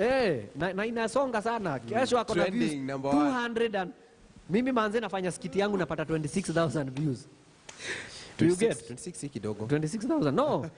Ana collapse video at 3. Alafu anaambia ati alitegwa ni mkeka yenye alikuwa nayo mbaya, but sasa wamepatiwa poa. You get my point. You get my point. So na anapata views. So there are some people clout work for them. But it's a lot of work, both physically na emotionally. You emotionally, people will come at you. Definitely. But kwa nini tumeona hii, mulidanganya hii na tumeambiwa hivi? Msee kumbe kuna msee alikuwa anasikia hapo nyuma kwa hiyo car dealership. Akasikia umepiga magoti. Anakuja asema, yeye anakuja kuwapigia kifua hapa ndio alikuwa. So I think for me sina hiyo roho ya juu clout inataka ukue on your toes. Clout is a lot. Nataka nikifanya hii nimepanga hiyo ingine. That's true. So maybe as I don't know how our time is looking at. So as we continue, another thing which is a main problem, especially for creators online, is troll and bullying. Like hiyo ni a whole new, sijui kama ni the industry, it's like industry ya gangsters. Mimi sijui kama so meet maybe per month. Sema huo talent yake nilimaliza, nataka kuende I don't know how they do it. But how do you deal with trolls, especially when they come for you or something personal to you? Dealaje na wasekao? Okay, apart from the fact that umekuwa ukienda gym kuwa threaten, but how else do you do? Hii hata ni asere. So madem. So sele tukidate ananiambia, mimi manze machali wadogo, yani ukiwa mskini hivyo inanibamba sana. Then manze naenda gym ananiambia, manze unakaa fiti. So ni nini huko unaniambia? But inapendaga hivyo sele kazi mzuri sana. So ni nini hivi? So I think for trolls, I think for me negative energy inaendaga sana. Like for example, something negative will gain traction if someone says something negative, I do something negative, itakuwa shared in like 16, 17 blogs. But if I do well, probably one or two ni juu ushai wapatia interview, so they're like wacha tu tumuandikie story. So for me the best thing that will happen to me is people to talk negative, because I'm already doing my positive. So comedy yangu, what I do, that's my positive. In whatever way, that's my positive. So mse analeta negative, let's say for example tumuite jina Kibe, apana. Wacha tusimuite jina. But you get if such a guy talks about me, najua huyo si mimi. Na hata kuna time utakaa useme huyu jamaa anaingilia Njugush bure.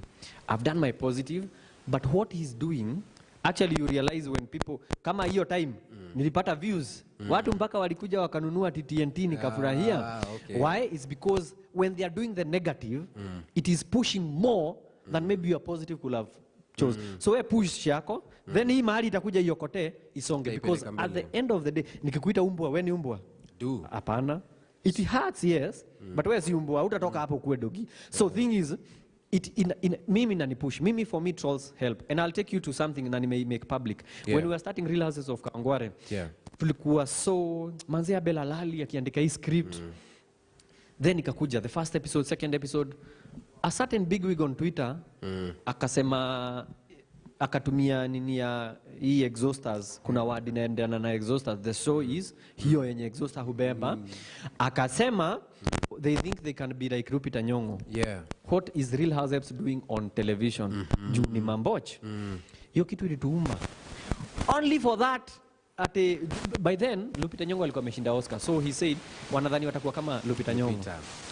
3 weeks later Lupita anatubig up anasema manzi So I wish you guys understood Swahili hilarity, even they aliita hilarity. God bless Njugush, and that's where bless Njugush came from. Wow. I used to be called funny Njugush. Lupita akanipatia jina mpya. Hallelujah. Yeah. So what happens now to that big week? Yeah. So if I took that na niache kufanya what I was doing, and maybe it's because it was for TV iko kwa contract, so lazima tungeendelea kuifanya. If it were online, maybe ningeacha kufanya that particular show, and Lupita would not have watched it. But now Lupita ameongea, amechange this whole thing.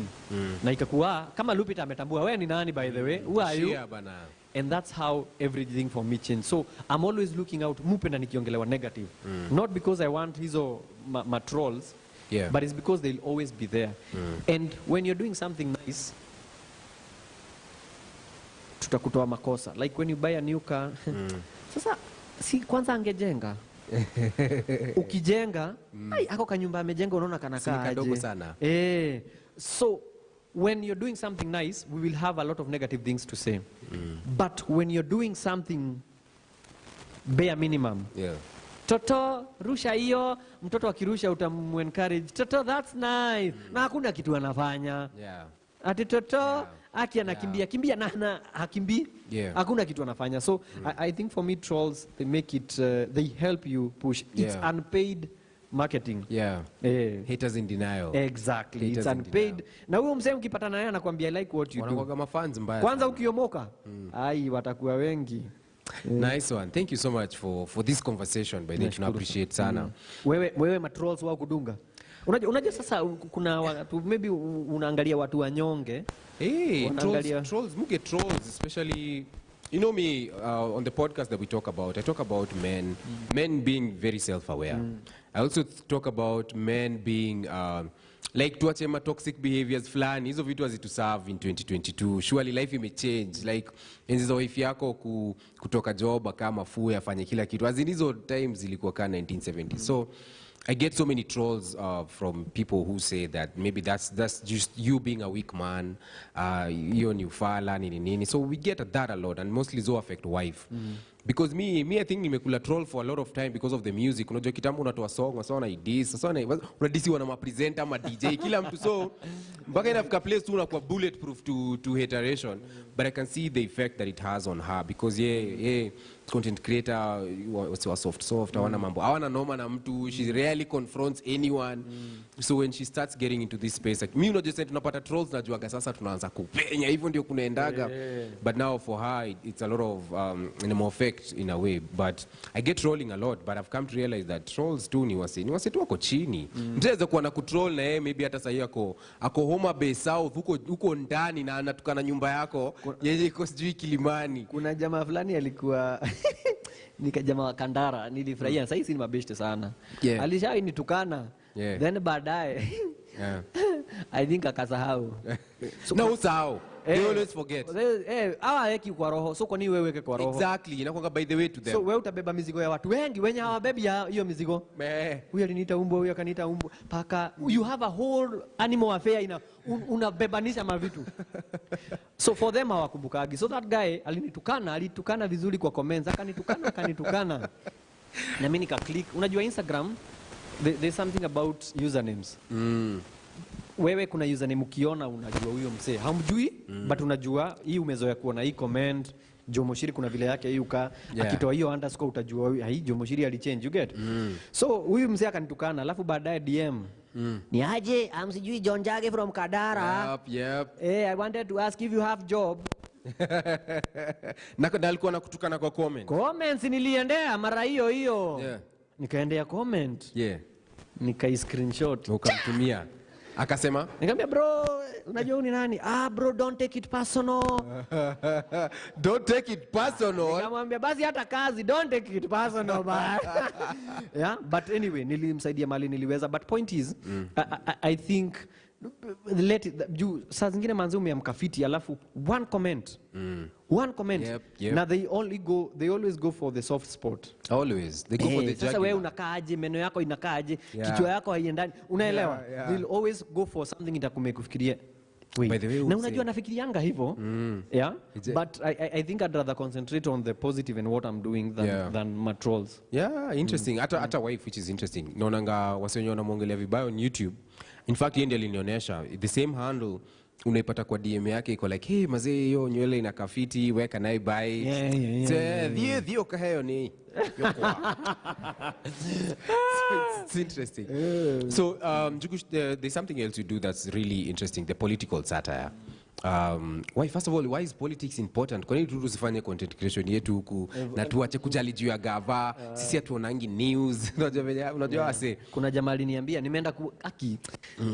nimeenda kubuy vest. I was looking for a prop. So iko pale Waithaka. So nimeenda kubuy vest. Waithaka nje ya kwenda Kikuyu. Hiyo ya ukipita Ungwaro. Yeah. So nimeenda kubuy vest. Jamaa kwa hapo anamwambia, "Ujui ni nani? Ujui ni nani?" Jamaa akamuuliza ni nani? Njugush. Wewe watching KTN? Jamaa akamwambia, "Mimi wasi watch Roko." Na yeye ndiye anauza hapo vest. Nikaongoja akatoa vest zake. Akaziekelea hapo. Angemama uache mimi si buy Roko. Na nikaenda. So coming to the political satire, I think for me when I was in KMC doing journalism, there's a unit I loved called news writing. News writing, we were taken through by a lecturer naitwa Mr. Komen. So it's there, and before even then mzaya alikuwa anapenda siasa sana. So alikuwa ananiambia wewe watch news, nikikuja uniambie kile kinaendelea. So hapo ilikuwa kidogo, but going to college, that's when I had 2 units I loved. I had the news writing. Yes. Tulikuwa tunachambua gazeti KMC, it's practical. Tulikuwa tunapatiwa gazeti za kila media house. Tunachambua headline ya leo ya kwa nini ya Nation ni different na ya Standard na hao wengine. So tunazichambua. So tunasema what effect will this have? Tunaenda page huko nyuma ndio inakuwa the second front page. Yes. Hiyo headline kwa nini haikukuja mbele? What does that mean? It was so deep, you end up discussing one headline the whole session. Mpaka mnasema mwalimu, kesho tunaweza endelea. Kesho sasa kuna headline nyingine. So that was very interesting too. But it was only on book. So because then unasikia stories za Kamodho, Kamodho anakuhusu na nini. But sasa saa hii tuko story nyingine atafika hapo. So that's one. 2, I love advertising. Advertising tulikuwa na mwalimu mwingine na alipasa anaitwa Mr. Ambani, rest in peace. Alikuwa na TI. Alikuwa anakuja class na TI. Na TI. Nasema all of us are grown ups. Nobody should judge me. Anatetemeka. But atakuja atakupatia one line aseme we are good in bed. How many companies can use this tagline? Mnaanza kuichambua watu wa mattress, watu wa alarm, watu wa nini, what, and then it was so crazy how a small and word plays and word plays how that would work.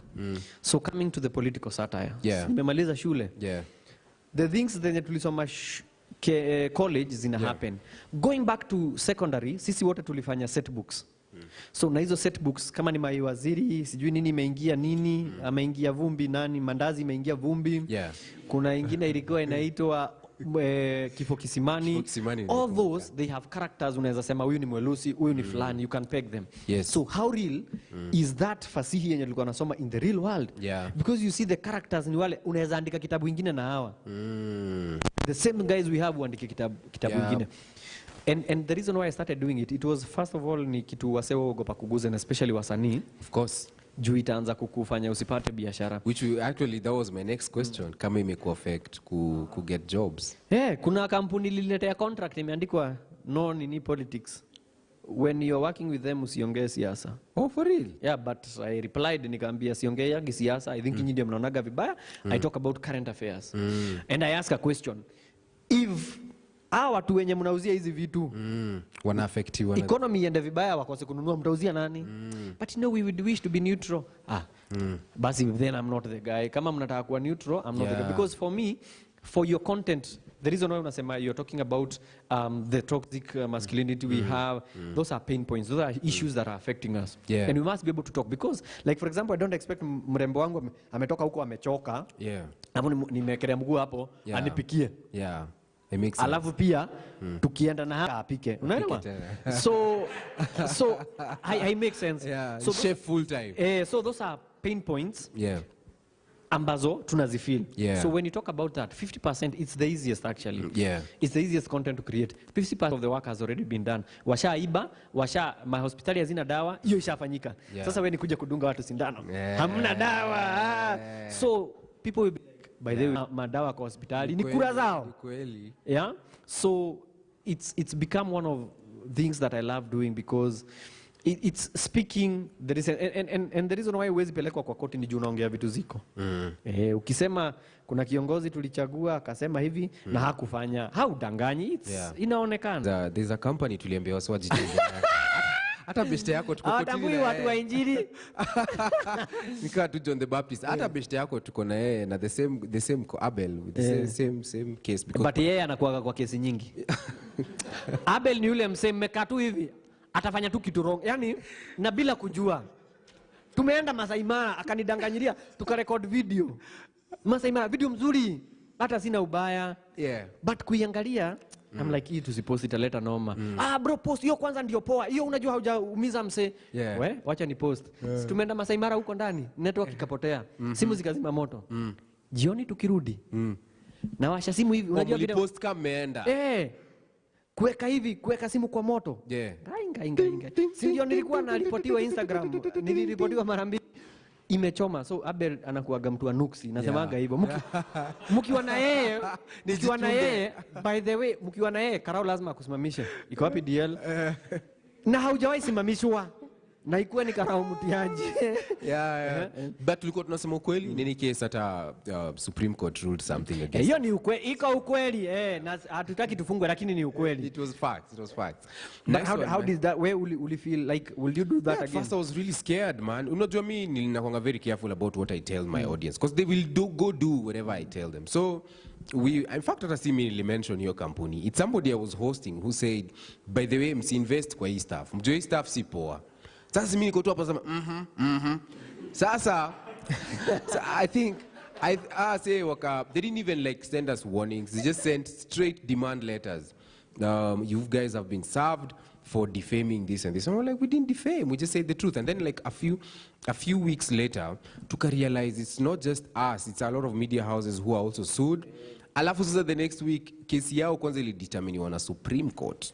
Mungetangaza hiyo kesi, mungetangaza. Sasa unajua bado iko kwa koti na ngoja ishe sasa ndio. Na ngoja ishe sasa so now I can come publicly. Ikwaje ikuje kwa roho. Yeah, I wouldn't want to talk about it ikiwa an ongoing court process. But yes, so there's that bado kuna hiyo silencing within the Kenyan space, especially amongst creatives, that kuna lines flani ufai kupita and all that stuff. But it's maybe with time we to get past that. I think it's because from where we're coming from. You remember times za Moi kuna vitu ungesema. Then ikakuja ikifunguka polepole. Yeah. Uhuru tulimwambia maneno mpaka akatoka Twitter. Alitoka Twitter. Aliona hapa siwezi ka. Yeah, it's because we are getting there. You can be able kuambia gava hapa mfanyi fiti. You get. So with time we'll be able to get there. And truth always wins. Yeah, as long as unafanya fiti, truth always wins. Nice one, man. I think tumebonga enough. Guys, we'd also want to hear from you guys. If you guys have any question, any comment, anything. I think there's a microphone going round. There it is. We'll just send it to you. So, any question, feel free. This is the time. A few seconds.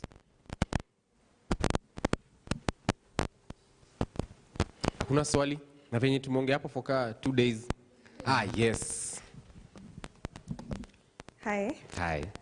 My name is Cynthia, and I just wanted to ask you, like, in your creative process, just as Ben Saiko mentioned, because you have a great following, and people are most likely to, lean towards what you're saying. So what is it that you do in your creative process that, just to ensure nothing is taken out of context, that you do not misinform the audience, that you do not give fake information or false, stuff. What is it you do to ensure that your content is, factual? Well, we take another question and then so that uzijibu zote. Yes, we have another hand at the back. Thank you very much for that question. Thank you. My name is Nicole Malanga, and my question would be, how do you, first of all, do you experience what I would call creation block, where you reach a point and you're not able to, like you can't come up with any more content? You feel like you've reached a block of some sort? And if so, how do you deal with it? Thank you. Good questions. We can start with those two. Wacha tu handle hizo juu nitasahau. Yeah. Kabisa. Tuzi handle ka Rose. Sasa. Get out. So the first one about alikuwa ameuliza what information unapeana, how do you ensure it's so two things. One, obscenity na misinformation. I think those are the biggest fear I have when putting out context. Maybe content. Maybe unaweza weka kitu itekiwe out of context. Yeah. Ama ikuwe ni mbaya ulisema kitu mbaya. So for kitu mbaya, no, wacha nianze na misinformation. For misinformation, before I react to anything, juu siku hizi manzi. Kuna story ilikuwa mdema nakuja anasema mimi nachapangwa, mimi nafanywa, amefura macho. Watu wakapost. It's something that's happening. Yeah. Personally, I'm advocating for tumalize history ya gender violence on women. Yep. So it's very easy to jump on that story. Yep. Manzi kumbe, udem ndio uchapa bwana. Wacha. Na hizo zenye hizo ni kuanguka alianguka kama amelewa. Wene ule wako kware. Kwa mtaro. Unajua wewe umekaa kwa injili hujui vitu watu wanapitia. Okay. So, it is very easy to misinform. So for me, what I do, if it's something especially very, very touchy, very sensitive, very sensitive, I first of all check on different media, like mass media, mainstream. Kama haijapostiwa kwa hii mainstream 1, 2, 3, maybe sio legit. Yeah, that's one. 2, am I the first one? I always fear being the first one. Kenyans tunapenda kuwa kwanza. Umeona hiyo video wapi kwa fulani? So I'd rather be the second, the third. So that usifanye kudelete kitu huwa ngumu. Na siku hizi watu wanaweka screenshot. Wameshasema hivi kama for example kuna kitu akina Joho walifanya na hiyo kitu ilinibo sana. During the election time wali edit video. Ruto alikuwa anasema kitu A akaishikanisha na B, but sasa ikakaa. Ni kama for example Ruto aseme tutamaliza umaskini. Alafu wachukue video nyingine alikuwa amesema Wakikuyu na nani so, ni wetu. Sasa anachukua tutamaliza, anakata Wakikuyu. Tutamaliza Wakikuyu. Oh wow. So it was something of the sort walikuwa wameweka. Inakuanga mbaya during elections. Na wase they are like no, they didn't say that. Watu wakakimbia nayo. Imagine they said kumbe ni uongo. Yeah. So even in those wale sources unafikiria wanaweza kuwa kwa sawa, wana misinform. So I think for me to avoid that, I always do that and do things I know about. Like for example, if I'm talking about scandal fulani, nimekulia research. Because it's very easy kusikia umegongwa na hizo lawsuit. Na zina dragging for long. It's on your head. So for me, kabla nifanye kitu, juu one, and if you realize when I do my skits, huwa sitaji mtu. So that kikiumana, mimi sikusema, mimi nilisema anko yangu. But if you know anko yangu ni nani anakunywaga pombe na amefanya bomba imeanguka. So there is that. So that hautajiletea noma. Wewe ulikuwa tu una act. Haya. Na unaweza muuliza kiatu kutoshea umekivaa poa. Juu kama unajua ni wewe naongelea unakula pesa yetu. Basi uko sawa umekivaa vizuri. Two, about obscenity, I always think about two people. I always think about my mother and I always think about Tugi. So if for example kuna kitu naweza share na Selena ni funny but ni obscene. But kuna kitu siwezi share na Tugi na siwezi share. Like maybe parent ama mtu mzee kukuliko. Anaangalia kitu kwa simu yako unakuwa kuna mahali utaki aingie usiende kuna mahali utaki hata kuscroll Instagram saa zingine iko na page umefuata ziko na nini tabia haziridhishi bwana so ama hata kama sio hizo mbaya unaona haki umescroll huda from nowhere huda anapita so my question that I ask myself when I'm making content is it something that I'll be comfortable because vile nimejiweka vile my brand is for family quote and quote very clean so hii ni kitu madhe kuna siku aliona video nilifanya nikasema kuna video tumeenda City Market so wanauza mbuzi ng'ombe wanauza nyama mob so nikafanya video nikasema wa hapa wanauza nyama kwa nyama Madhe aliona hiyo video. Akakupigia. Tulipatana. Ile hata hili angenipigia. Tulipatana live. Niambia Kimani niliona video umefanya. Nikamwambia tunajaribu nyama kwa nyama. Au kwa butterflies. Yeah. Crickets. Yeah. So for me in terms of obscenity, that's what I do. Is it something tu Gibadaya akiona itamchekesha ama atakuwa kai? Mzai nizi alikuwa naongea. So I think for me those two. There's also another one, but this is not for obscenity ama misinformation. Yeah. If my content nataka iende, mujiuliza this content whether ni ya product na push ama is just content bila product, mujiuliza is it something someone would download for entertainment ama information? So those are the three. Interesting.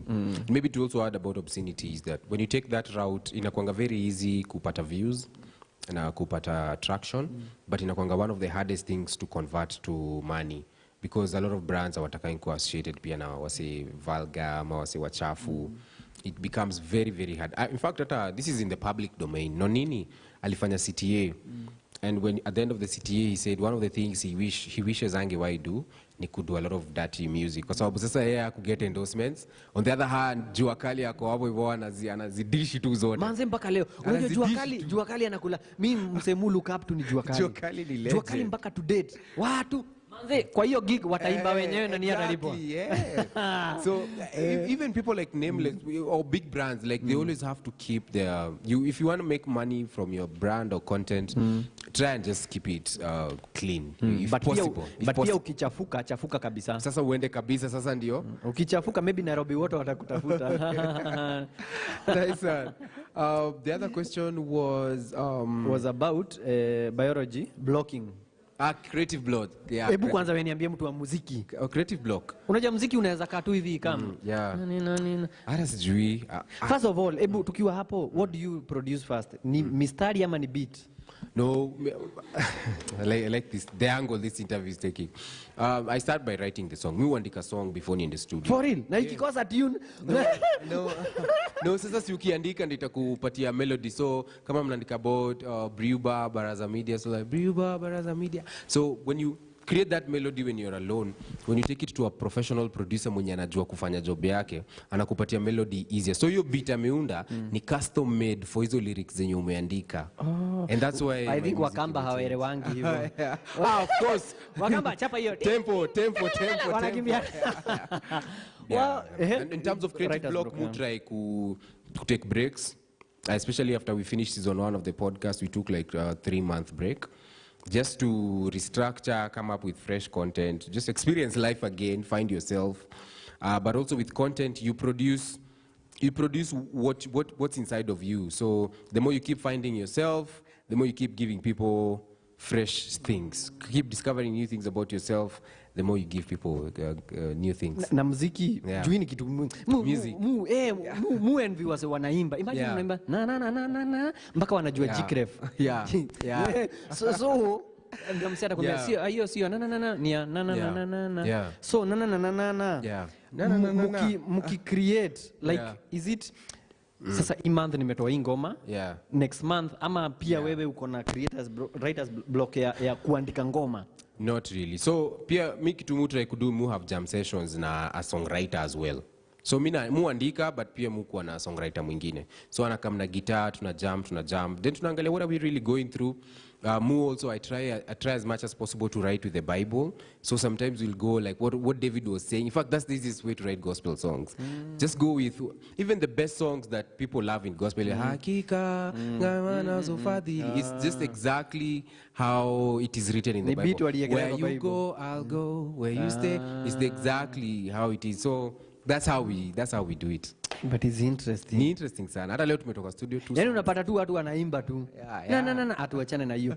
Could it be kuna ngoma kali sana muliua kabla ifike? Of course. Kuna vitu hata even song kata wala hiyo part ya ukitenda unatenda maradu, which is the most popular part of that song. Haikuwa make it through to the song. Like ilikuwa itolewe kwa sababu tuliona isacha hii ni nini tunaweka hapa, then tukitoa, you know, the way a creative looks at the product is different venye consumer anaiona kama kitu genius. Wewe kuchekesha wasee is so simple, but for some people they think like, so umefikiriaje hivyo? It's the same thing with music. So kitu umecreate unaona is so simple, but people listening to it are like, my goodness. Sisi wote tushaiandika ngoma at one time in our lives. Tushaijua tunaweza imba. Unaandika ngoma na. Kuna siku bro yangu, my dad nilimwambia ni reverend, alikuja ameandika ngoma, kaambia babangu sikiza. Akaanza so nipigie Timo, sasa akaniambia Timo nipigie ta pasta wacha disaster. Mzee alimwambia hakuna mahali unaenda. So creative block, it happens and it's actually when I go without a writer's block, najua field imelala. When napata video tu na kama kila idea inaweza, najua gawa wengine wamelala. But I get them, but what I say is creativity ama hizo juices, I hate to say it here, but hivyo ndio iko, because it's one of my best places I love to be, in the toilet. Creativity, mi napendaga kujua the toilet, that's where you are alone. Unakaa huko mpaka, it's a very sacred moment. Unakaa mpaka unaganda. Sasa unasikia unadungwa na masindano. So not to be obscene again, sitaka mamangu asikie hii, but creativity ni kama haja. Like hawezi force. Ushaienda kwa hosi unapati wako kachupa ka stool. Unazunguka unaenda unakula vitu za barabara bado haikuji. So it's like such. So until ile time itakam ndio itakam. So when block ikikam, sasa kaende. At times client anataka script kesho. Sina idea. Itabidi angoje mpaka idea ikam. Juu sasa there's no need upatiane kitu half baked. So I think for me, yes, it happens and it should happen. Because it's normal. Do clients understand? Like sasa hapana. Kuna siku tumekaa mahali. Tumeambiwa to come to brainstorm. So there is this nini na we should have delivered it by yesterday. Even ndio nasemaga I want it yesterday. So tukakaa hapo wote. I want it by yesterday. So mmekaa hapo ideas zikuji. So jioni tukaritaya tukasema let's try and meet tomorrow in a different place. Personally, I don't know about you. I don't know about you, but mi upenda kukua different places. Like nikikaa place moja, hata kama ni hapa nitaenda huko nyuma, nasikiaga nimeboeka, yani nasikiaga mind yangu ni kama nataka kutoka, nitoke hapo nje nichekele mtu akianguka. So tumekaa place, tukamaliza jioni tukaambia client tunakuja kesho. No. What? Don't you have anything? No, we don't have anything. But you are with laptops. I saw you with laptops. Then unajokiwa na laptop uko kazi una download tu. Hailewi kwa nini uko hivyo. But once they get now to understand, because now after your block ime clear, kitu unakuja nayo hata wewe. Kuna vitu unaangalia you're like, what? Hii mimi niliandika, hii mimi nilifanya. This is good. And most of the, and that's why mtumia hiyo story ya haja. Most of the beautiful ideas, they don't come from the the most beautiful places. Kuna idea tu unafikiria ukiwa sijui. Kitambo nilikuwa napata, wewe idea zako zikuja lini? Anytime nikitembea, but mostly musikiza to a lot of music to also get new ideas. Like nasikizanga music mob sana. Hakuna kitu mimi sisikizanga. Sasa mimi nikisikiza joke, unajua ndaambiwa nimekopi, itatoka tu hivyo. But a lot of times nimepata ideas in some weird places. Mko kwa maombi, unaona kuna mama fulani ana behave fani. Wewe unapata Holy Spirit, wewe unaona get. Mpaka saa zingine sijui kama upata hivi. I don't know you guys. Mnakuwaga na shida ya kuingilia watu wenyu. Juu mimi manze, mnaenda mahali unaona mama Women's Guild kuna kitu anafanya, unajua huyu lazima utandike kiboko. But ataona hiyo video. But inabidi ifanywe. Nikioja jamii. Interesting. Thank you so much. Yes. Now my questions may come. Hi everyone. Hi. My name is Eddie. I have two questions. The first one is, so Njugush, do you feel a need to be funny all the time, especially because this is your career? And I ask this because if you could give us maybe an instance when Timothy and Njugush converged into one person and maybe it landed into a problem, or then how how do you separate the two, especially when you are in places like this? Yeah. And my final question is, I know you go for a lot of these interviews and they have asked you everything. So is there a question that people don't ask you that you really wish they could ask you? It's a good one. Yeah, That's a good one. Yeah. Hi, everyone. Hi. My name is Mike Nzuki, and I have one question, how do you, Njugush, as a creative, keep up with the times? I'm recalling in your story how you mentioned back then it was a cassette-top TV box that was probably black and white, and then now we went to colored TVs, and now social media has blown up, yeah? And even social media in itself is changing, because back then it was Facebook, now, we got TikTok and things like that, yeah? And now we have other technology and other social media platforms and other payment currencies coming in, like crypto, and we have something called Internet 3.0, the VR and things like that. How do you guys keep in touch with time?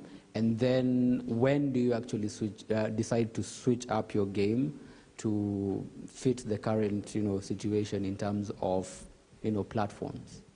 Yeah. Tuanze na hiyo ashio ya. Ameuliza akimiusahau memory yangu mbaya. Ameuliza if there's a time where Timo ameconverge. Alafu hiyo ingine ya pili ilikuwa swali yenye naweza takuulizwa. So yes, na zikiconverge huwa zina clash all the time because these are two different people. I'll give you an example. There was a time nilipeleka Msupa kwa show ilikuwa inaitwa Sarafina, ilikuwa Kenya National Theatre. Hiyo video ilileta shida. So nimepeleka Sini Sele ni demo wangu, ni wife yangu. Yeah. So tukiwa hapo, yeah, nikapata idea, nikaanza kumjokia, nikamwambia wewe twende home. So she had her friends. So nikaanza kumjokia, si show imeisha. So I told her kama Timo, wewe twende home. Ananiambia singoje kidogo, aja unakataa twende home, utanirudishia do zangu za show. That was funny because sini wife yangu anakataa kwenda home aje. And then like sitaki kwenda, utanirudishia do. Then kitu ikaniambia si Njugush achukue hii content ya Timo haifanye. Nikafanya. Wewe twende home. Twende home, na unajua ilikuwa usiku. Twende tukalale kwangu, twende home. For Njugush it was so funny. Yeah. I mean for Timo it was very funny. Yeah. But it went online. People translated to Njugush akwangi ameoa wakavinye. So this is rape culture you are promoting. If I go somewhere with a woman, I pay for them, we must go home. Oh, wow. Mimi sijawahi sweat miguu na mkono at the same time. Wow. Wow. It was so bad because what they're doing, they're like, we are going to tag Sylvia Mulinge. Mkubwa pale Safaricom atuambie if this is what she's supporting. What? Nilienda church on Sunday na trend. Mimi sijai trend. Unajua ile kutrend, wachana na hashtag Njugush. Una trend jina yako Njugush. Ile organic. Then ikaacha kukua Njugush peke yake ikakuwa Njugush video. Sasa ikianza kwa hivyo ujue una trend. Gori. Mimi sijawahi. I've never mimi from where it was coming from ni story hata mzae alikuwa anaambia madhe wewe tu inuke kwani hatutaenda na wewe. Hiyo ni funny. Yeah. But ni ni mzae na wife yake. So mimi so at that one point zilipatana. So and that's why I say it's always easier kutumia Njugush in a lot of instances. Yeah. So because when we mix them, because Timothy is someone very different. Yep. Timothy ukiniuliza, I'm very mature by the way, but Njugush inabidi akuwe na kautoto fulani. Na akuwe na kautoto fulani ndio hiyo nitoke. So in terms of if they clash, sijui kama kuna swali sijaanza hiyo ya kwanza. Iko sawa? I think umejibu. They are paying hiyo swali. Yeah, so ya pili I don't know kama kuna swali because I've lead for that. This is my 30, I'll be 31 in May. Though ni 32 guy golide 32. No, I'll be 32. Na hizo 32 years zote nimeishi. Yeah.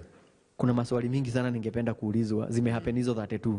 Yeah. So kama ile nimeongea hapa might be 1 or 2 years ikiwekwa pamoja. Yeah. So bado tuko na like 28 years to go. Okay. So but kitu ningetaka kuulizwa, am I handsome? Yes, I am. Alejandro. Yes, and then we had another question. How do you keep up with the times? Okay. Kuna swali ningetaka kuulizwa. Wacha nijibu ndio ujue ni swali gani. Thank you so much for that question. I was born tongue-tied. I was born tongue-tied nikiwa mtoi. Do you know tongue-tied? Tongue-tied means ulimi yako imeshikana na hawezi ongea. Like you see, it's not funny. It's a condition that people don't know iko na suluhu. So what happened is nikiwa mtoi, mamangu akasikia nalia funny. Unajua kuna vile mtoi anania mpaka ina vibrate. Njugush nani utanicheka. Huu ni Timo anajaribu kuexplain. Listen, for real, this is true story. Na wache kucheka. Cynthia. So, true story. So, my mom akaambia mzai, mtoi ali nomo.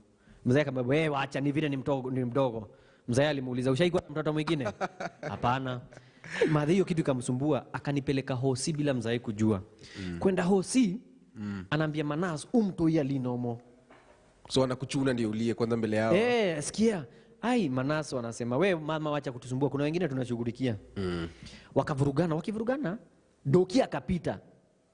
Doki akasema huyu mtoto wako sawa, we mpeleke uongojee sijui wiki ngapi ya kuja dungu ya sindano. Okay. Madhe akalia.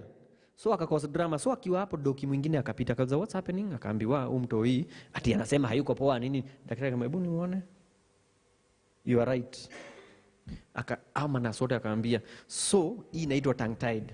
So ulimi wewe imeshikana mpaka mwisho. Ukifanya hivi kuna kakitu kako pale. Kale kako hapo. Kakitu, yeah. So kana kuaga kameshikana. So kalikuwa yangu ilikuwa imeshikana yote. Sasa ulimi haiwezi move. And the only way you talk is when ulimi ina move, if you notice. That's when I'm tereri. Ulimi ina No, I'm serious, guys. And this is why I wish people ask me this question. Why? It's because a lot of kids wanazeleonga na hii condition, and daktari aliambia madhi, what the doctor did was very simple. Alikata na makasi. Because it's a membrane kameshika. Alikata and then madhi akanirudisha home, akaambia mzazi si unaona. And the next time tulienda clinic, daktari akainsist baba pia aende.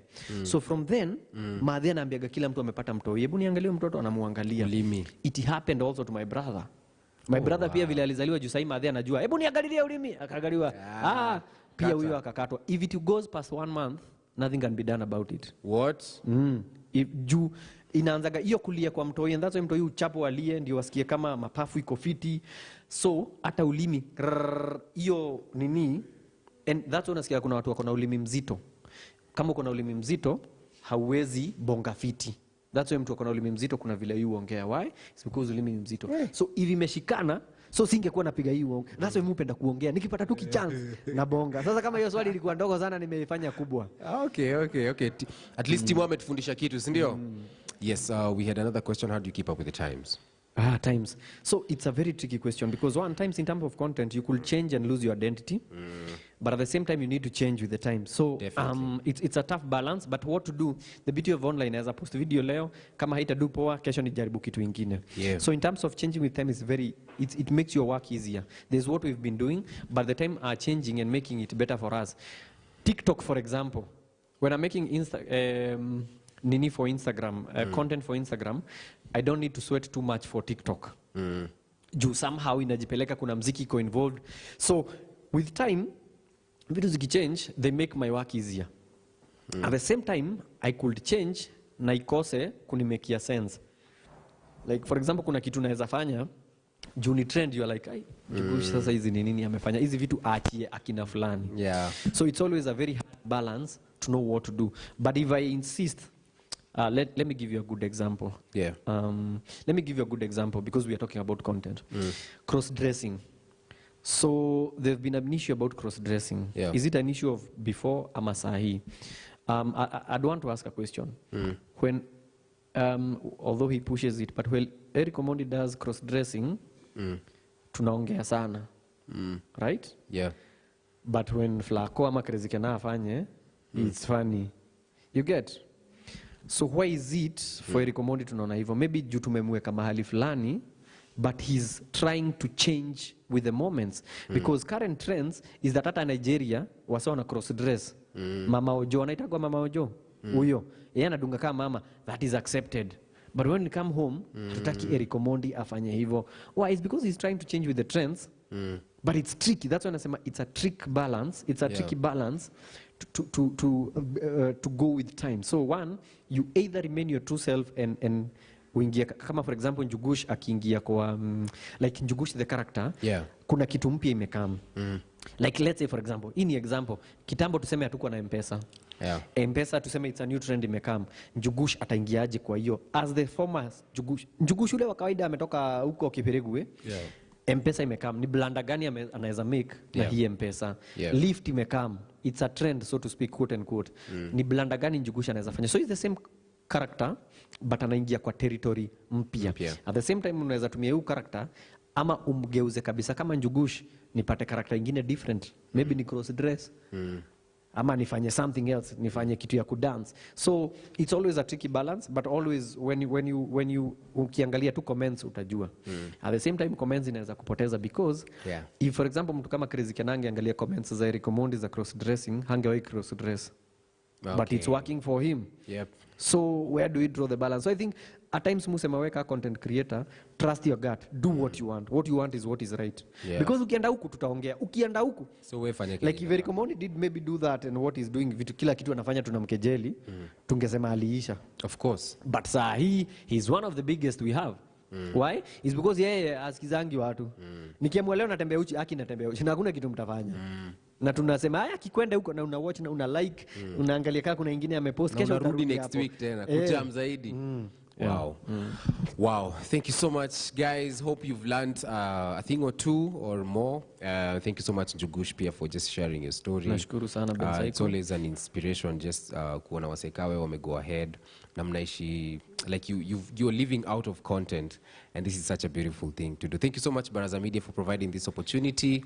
Yeah, we've had so much fun. God bless you and have a blessed evening. Kutakuwa na photo session. Kabisa. Marayois. Perfect. Yes. Let's clap for Njugush, guys. Good stuff. Ben, I'd like to take this opportunity to thank the two of you. Njugush, thank you so much. Thank you for accepting our invitation. Thank you, Judy, for facilitating this. And thank you for being such a